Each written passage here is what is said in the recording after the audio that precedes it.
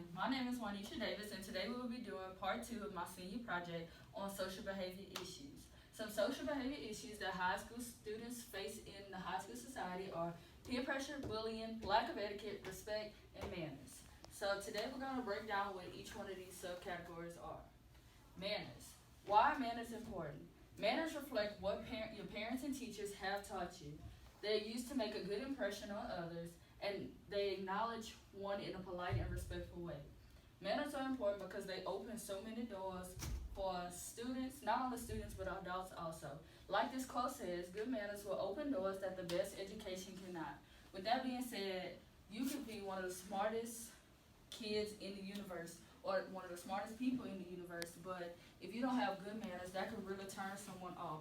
For example, if I go and I'm applying for a job, but I have a nasty attitude, I'm disrespectful, and different things like that, that can kind of turn you away. You could be so smart, but your manners really open doors for you. Some good verbal manners are yes ma'am, no sir, thank you, please. These are just simple acts of kindness and good verbal manners. Some examples of regular manners are no chewing with your mouth open, no elbows on the table, and no rude comments. For example, saying ew, gross, or yuck to pass a comment about how somebody else may be doing an act or how they feel about something. The next one is respect. Respect is for those who are arrogant and refuse to respect others. As long as you respect somebody else, you know that you're in the right path. Even if the person is arrogant and they refuse to respect you also, you know that you're on the right path, you're doing the right thing, and that you're using your manners. If you respect, be the first to show it. When you approach somebody, you want to be the first to give them the good vibe, to show them that you're a person that cares and that take pride in what you say and do. The next one is respect is for the ones who deserve it, not for the ones who demand it. What that's saying is respect is for the ones who respect you back, and also for, like I said earlier, for the arrogant ones, but not for the ones who demand it. When we say demand respect, we mean those who don't necessarily treat you with respect also. They kind of just come at you and it's like they come with this crazy vibe like, oh, you gotta respect me because I'm an adult. But just like many high schoolers go through it today in our high school society, you may have a teacher and they want you to respect them, but they're not necessarily respecting you. So, respect is something earned, not something given. Respect, when you earn respect by giving respect.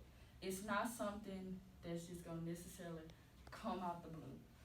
So, the golden rule states treat others the way you want to be treated. So if you treat somebody how you want to be treated, then with all respect that they should really treat you the same way.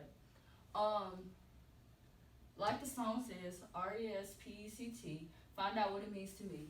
This is what personally respect means to me. It's proper acceptance and acknowledgement to a person and or what they believe. So I feel like respect can be based off of different levels. It doesn't necessarily have to be as far as verbally speaking or just showing someone respect. It can be simple things like accepting somebody because they don't see eye to eye with you. So the next one is bullying. Bullying is the act of unwanted aggression against two or more people, which includes threats, spreading rumors, excluding people from groups, and attacking someone verbally or physically. Like our principal, Mr. Herman Bristol, always says, if you have to think twice about it, then don't do it. What that means is you wouldn't want somebody to bully you. So if you have to think about it and think about it to decide if you want to do it, then you shouldn't do it at all. Put yourself in another high schooler's shoes. If somebody's bullying you, how would you feel about the whole situation? So, the next one is peer pressure. Peer pressure has positive influences and negative influences. Some positive influences are when your friends are having high expectations of themselves, and they can lead to the same in us.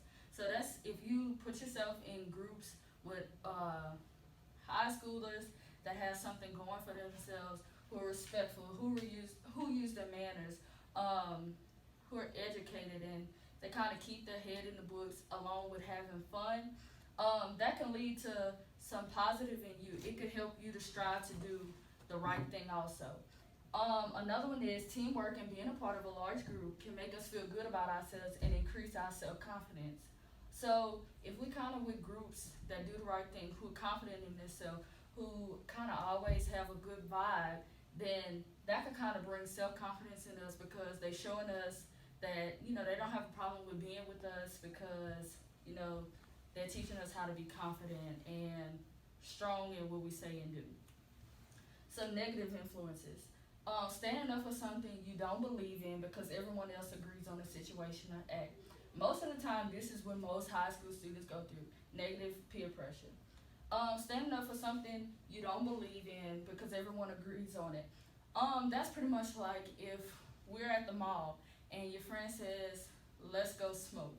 You know that smoking isn't right, that it could be harmful to the human body, but you go do it because they say, oh, it's cool, or it's gonna be alright, nothing is gonna happen to you. You do it just so you can fit in and so they don't call you names, and so forth and so on. Also, having low self-esteem if you cannot afford to keep up with your friends' lifestyles.